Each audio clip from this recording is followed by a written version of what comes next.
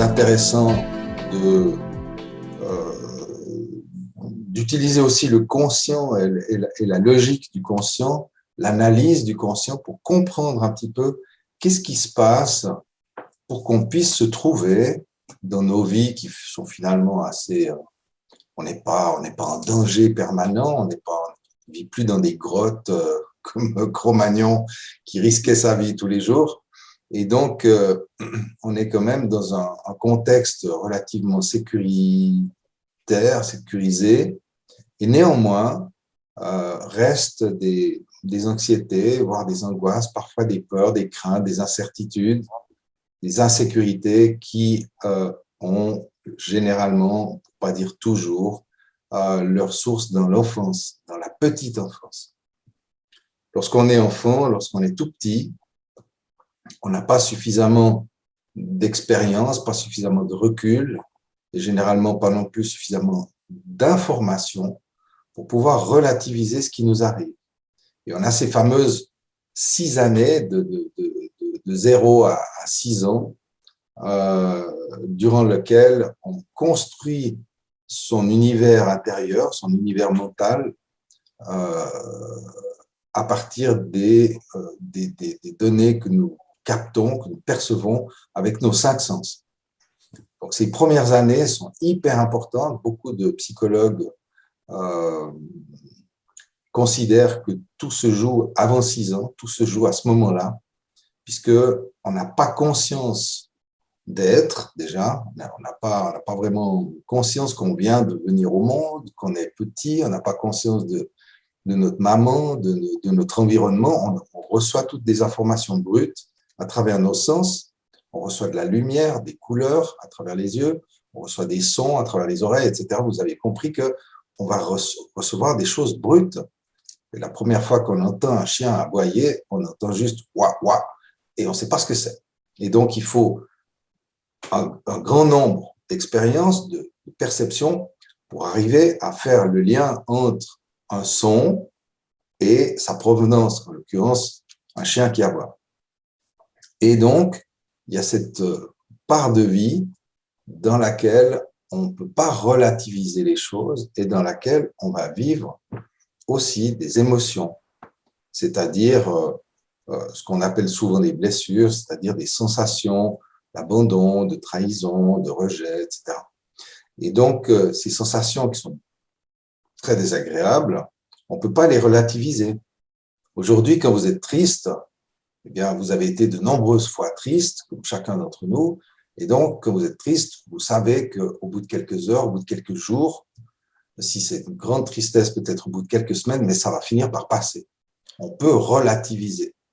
Mais la première fois qu'on est triste, la première fois qu'on éprouve cette sensation quand on est tout petit, on ne peut pas la relativiser et c'est donc très, très douloureux.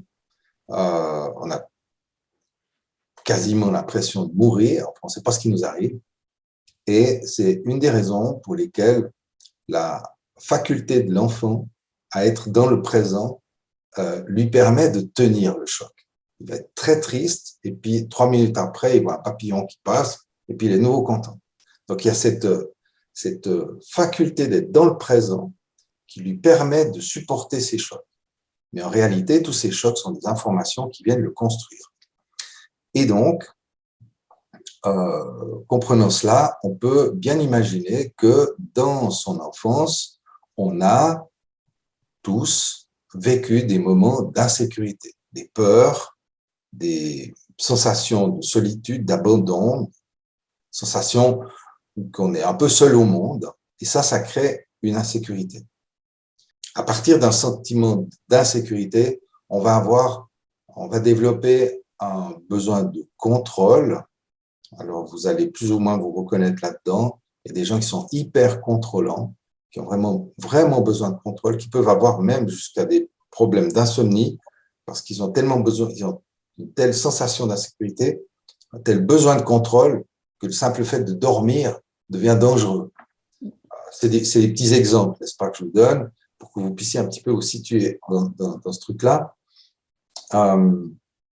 Et donc, on va traverser ces étapes qui sont des étapes de la vie normale, qui sont initiatiques pour notre être et qui nous amènent peu à peu à prendre conscience de nos propres fonctionnements, de contrôle, de difficultés à lâcher prise et justement de besoin de se sécuriser en contrôlant les choses.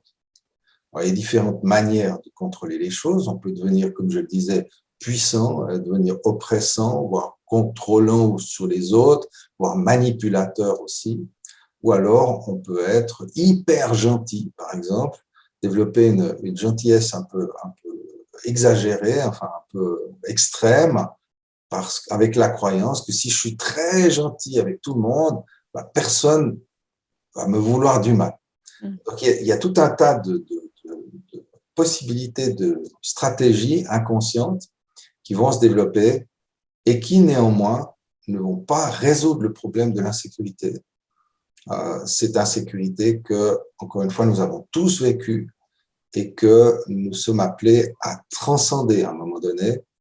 Et c'est ce à quoi on va participer dans cette expérience hypnotique.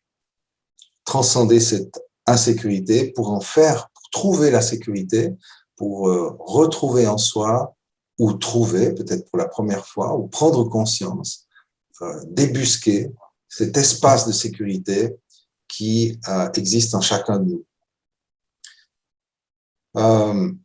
Évidemment, la sécurité n'est qu'une illusion. On n'est pas en sécurité. On sait qu'on va tous mourir parce que la vie est faite comme ça. Et donc, la sécurité absolue n'existe pas.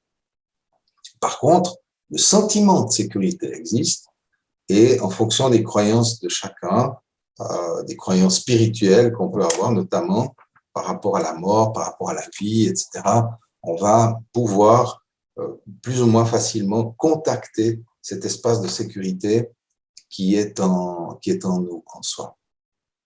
On a ici effectivement deux parties de l'être. Alors vous prenez, vous laissez, hein, évidemment je ne connais pas vos croyances à chacune et à chacun, mais effectivement deux parties de l'être qui sont très différentes. On a l'identité, c'est-à-dire l'ego, enfin l'incarnation, l'identité qui est reliée au corps, le corps étant fini, étant prédestiné à vieillir et à mourir, donc par définition il n'est pas en sécurité, mais par contre l'âme, la deuxième partie, elle est en dehors de ce jeu-là, et donc c'est à ce niveau-là, au niveau des perceptions, qu'on peut ressentir cette sécurité et bâtir sa confiance. La confiance, c'est quoi? C'est en fait une sensation, une assurance, on pourrait dire, une certitude plutôt, que quoi qu'il arrive, même si j'ai des ennuis, des emmerdements, etc., eh bien, quoi qu'il arrive, je vais trouver des ressources, j'ai en moi les ressources pour rebondir, trouver des solutions, aller de l'avant. Alors évidemment, il y a des épreuves qui sont plus difficiles que d'autres. Néanmoins, on peut toujours trouver des ressources pour traverser ça, pour vivre cela de la meilleure des manières. Et vivre bien, c'est vivre bien à l'intérieur de soi, vivre bien avec son esprit, avec un mental